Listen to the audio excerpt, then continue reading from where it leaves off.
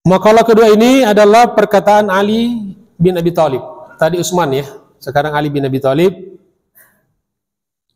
Kita bacakan riwayat beliau. Berarti makalah yang kelima ya, selanjutnya.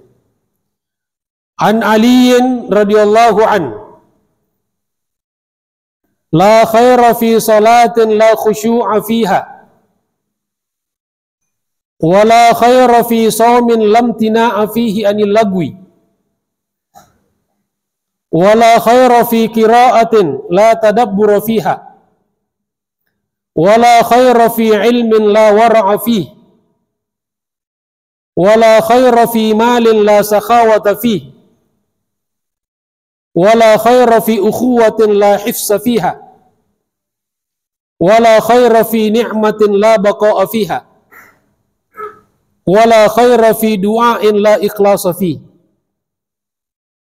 Ini perkataan Ali bin Abi Thalib ini juga mengandung 8 hal. Kita jelaskan ya secara singkat. An Aliyin radhiyallahu an, dari Ali, maksudnya Ali bin Abi Thalib, semoga Allah meridhoinya.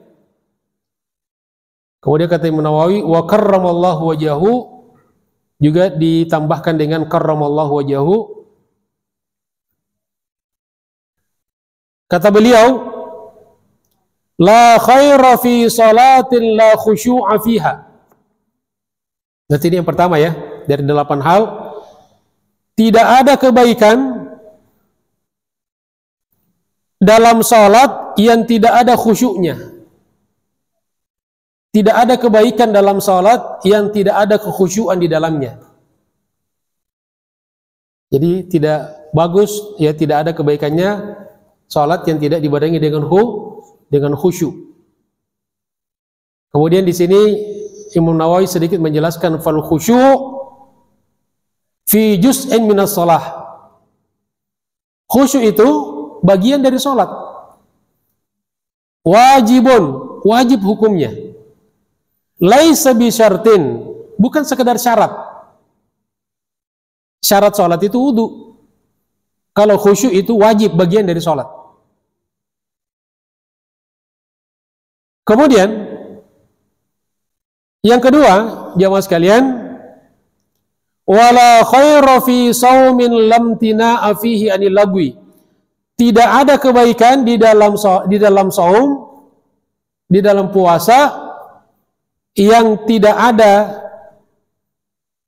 rasa menjauhi hal-hal yang bersifat sia-sia.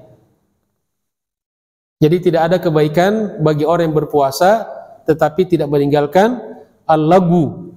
Di sini kata Imam Nawawi, al-kalamul ladzi la faidata fi, yaitu perkataan yang tidak ada manfaatnya, tidak ada faidahnya. Tentu bukan hanya perkataan tapi juga perbuatan. Jadi tidak ada kebaikan puasa, orang berpuasa tapi masih melakukan hal-hal yang tidak bermanfaat.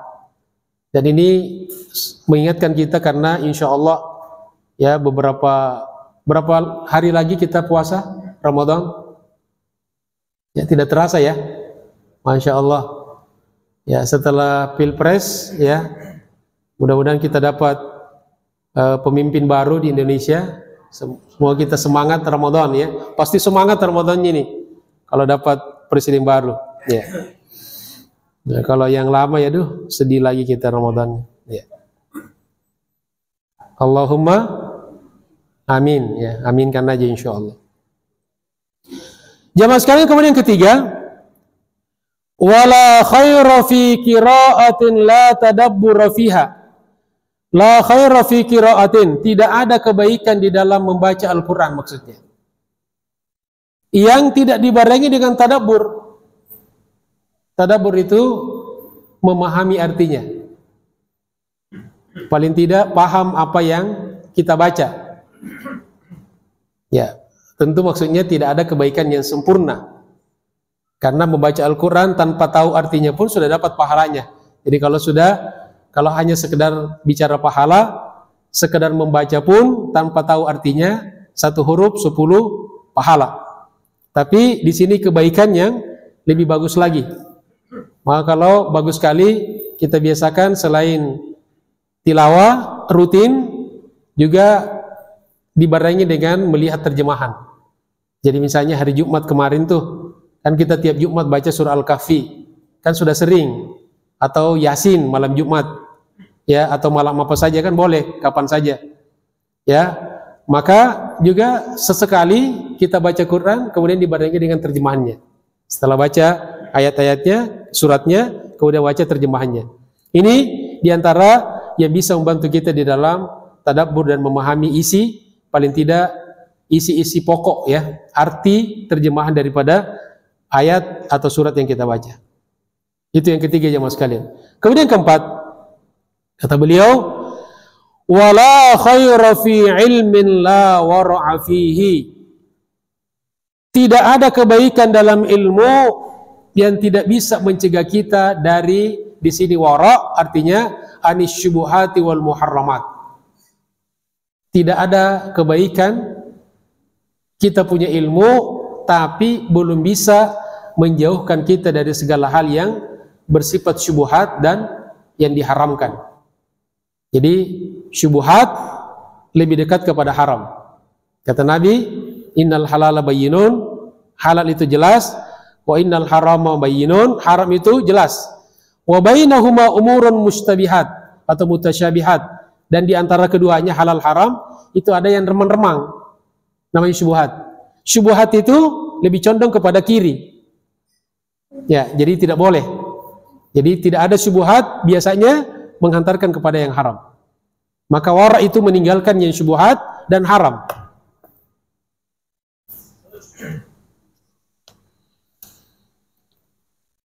Kemudian di sini Imam Nawawi mengutip hadis Nabi yang sudah sangat terkenal, qaul Nabi sallallahu alaihi wasallam. Bersabda Nabi sallallahu alaihi wasallam, "Manittaqas syubhat," barang siapa yang menjauhi syubhat, faqad istabra'a lidinihi wa irdihi, maka sesungguhnya dia telah menyelamatkan agama dan kehormatannya.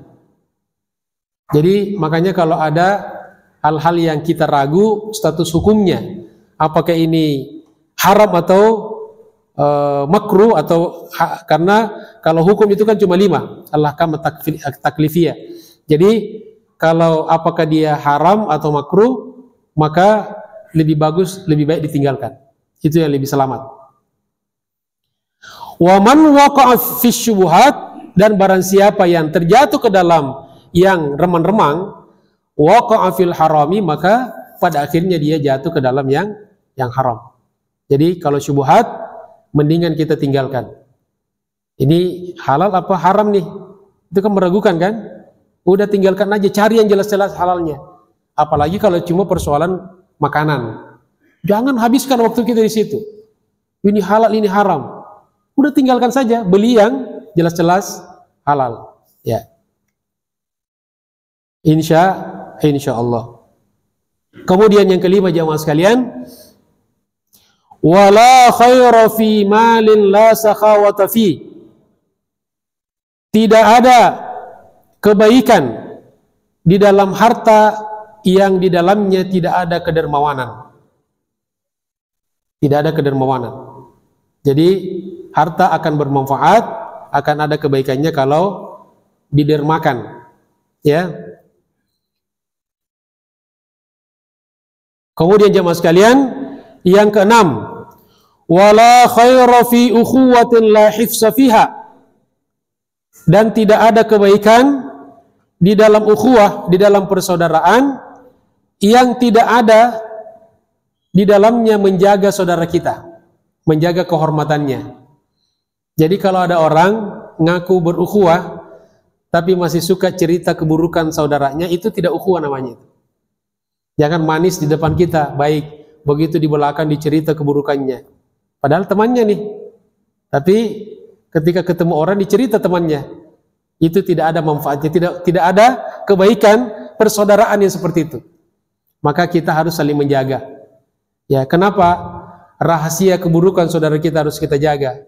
Bukan berarti kita setuju pada, kan ada orang berarti setuju dong dengan keburukan, bukan. Masalahnya kata ulama, kadang-kadang ada saudara kita yang melakukan satu keburukan hari ini. Ya, lalu kita ceritakan keburukannya kepada orang.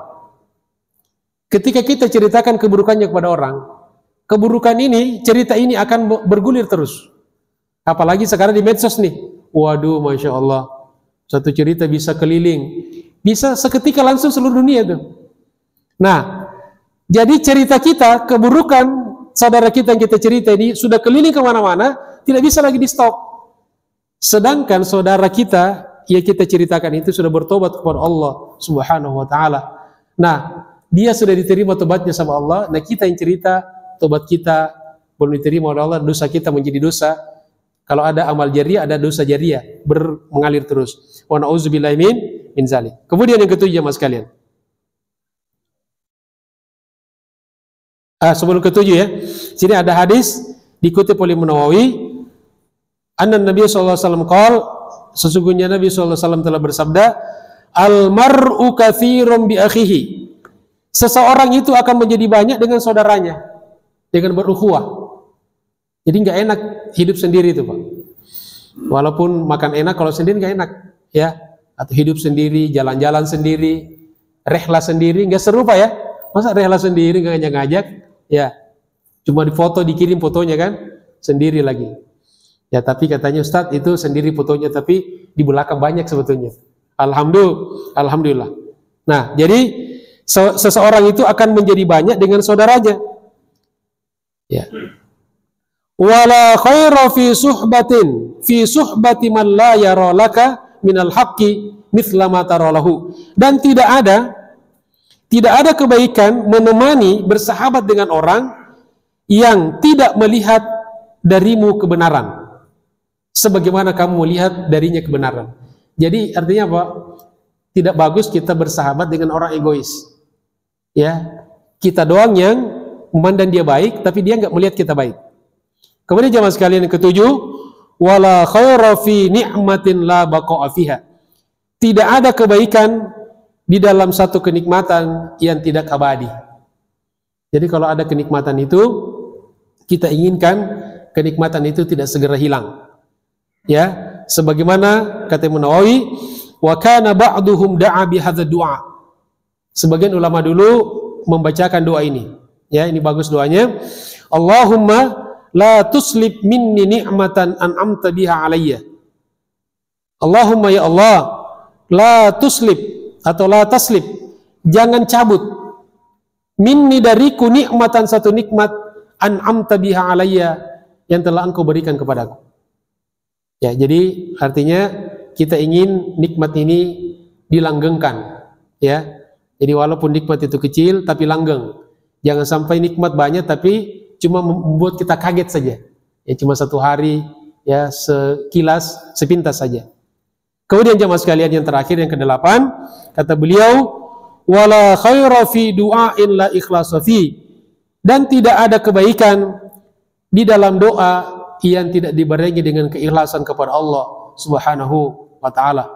Makanya kalau kita doakan dilalui dengan zikir, ya, nyebutin nama Allah, dipuji-puji sama Allah, agar terkonek hati kita kepada Allah, baru kita minta. Ya, makanya dalam Al-Fatihah, iyyaka na'budu wa iyyaka nasta'in. Sembah Allah dulu, ibadah dulu, baru berdoa. Jangan minta melulu gitu kan, lupa zikir kepada Allah Subhanahu wa ta'ala. Kemudian Imam Nawawi terakhir mengutip sebuah hadis dari Nabi sallallahu alaihi wasallam. Annahu sallallahu alaihi wasallam qala, sesungguhnya beliau sallallahu alaihi wasallam bersabda, inna hadhil qulub, sesungguhnya hati-hati ini, au'iyatun, merupakan wadah, fa khairuha au'aha, yang paling bagus dari hati-hati kita manusia ini adalah yang paling bisa menampung kebaikan, menampung keikhlasan. Jadi hati kita sama-sama punya hati ini, seperti mangkok. Ya, yang paling baik dari mangkok ini adalah yang paling bisa menampung hal-hal baik. Apalah artinya sebuah panci yang baik, yang mahal, tapi isinya sampah, kotoran. Ya, lebih bagus mangkok kecil tapi isinya apa isinya? Bubur ya. Lapar kita nih. Ya, nasi uduk lah gitu ya. Ya, yang lebih terjangkau lah kita. Ya, daripada mangkok besar tapi isinya cuma kotoran atau sampah. Jadi begitu juga hati. Yang lebih bagus adalah hati yang bisa menampung segala hal yang kebaikan. Fa idza sa'altumullah, maka apabila kalian meminta kepada Allah, fas'aluhu, maka mintalah kepadanya. Wa antum wathiquna bil ijabah, sedangkan engkau yakin akan mendapatkan ijabah. Inilah ciri orang yang berharap pada Allah, optimis. Ya, optimis. Minta saya sama Allah, insya Allah diberikan. Fa innallaha, karena sesungguhnya Allah Subhanahu wa taala la yastajibu du'a, tidak menerima doa, man da'a min dhahri qalbin ghafilin, dari hati, dari balik hati yang lalai. Nah, kalau kita berdoa, pertama ikhlas, kedua yakin doa kita akan diterima oleh Allah. Jadi doa kita diterima oleh Allah itu kan tidak selalu, kan ada kata ulama 6 bentuk ya doa kita diterima. Di antaranya ya, diterima seperti apa yang kita minta pada saat kita minta. Itu pertama itu maqam yang paling tinggi. Ini hanya terjadi pada nabi-nabi. Nabi minta hujan, maka itu juga pada waktu itu juga beliau diberikan apa yang beliau minta pada waktu itu juga. Makanya dalam hadis riwayat dikatakan Nabi kalau sholat istisqa itu belum turun dari podium, dari mimbar sudah hujan. Nah ini, jadi kalau ada mungkin juga kita ada pengalaman ya, kita minta kepada Allah langsung diberikan seperti apa yang kita minta. Yang kedua, diberikan kepada Allah tapi ditunda. Diberikan oleh Allah tapi ditunda. Seperti yang kita minta tapi ditunda. Ya Allah kasih kesehatan, kasih sehat, tidak langsung sehat tapi setelah 1 bulan, setelah beberapa hari. Kemudian atau dikonversi, tidak diberikan apa yang kita minta tapi diganti dengan kebaikan lain. Ya, minta harta, minta sesuatu tapi dikasih kesehatan. Ya, karena itu yang lebih maslahat bagi kita dan seterusnya. Itu diantara bentuk-bentuk. Atau yang paling terakhir, tidak diberikan di dunia tapi ditabungkan sampai di akhirat. Jadi kata ulama, tidak ada doa yang tidak dikabulkan oleh Allah selama syaratnya ikhlas, yakin, kemudian ngotot. Ngotot itu artinya apa? Jangan sekali dibacakan, berulang-ulang. Nabi Adam 30 tahun mohon ampunan kepada Allah.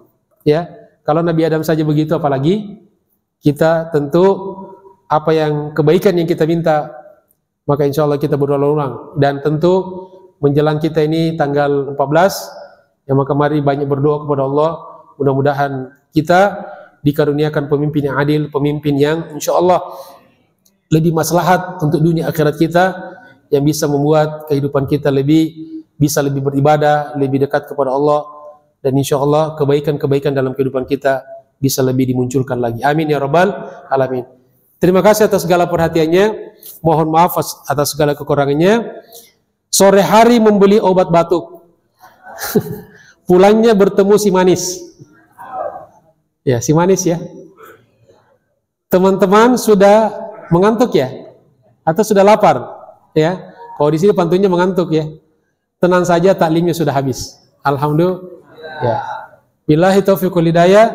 Allahul muwaffiq ila aqwamit thoriq. Assalamualaikum warahmatullahi wabarakatuh.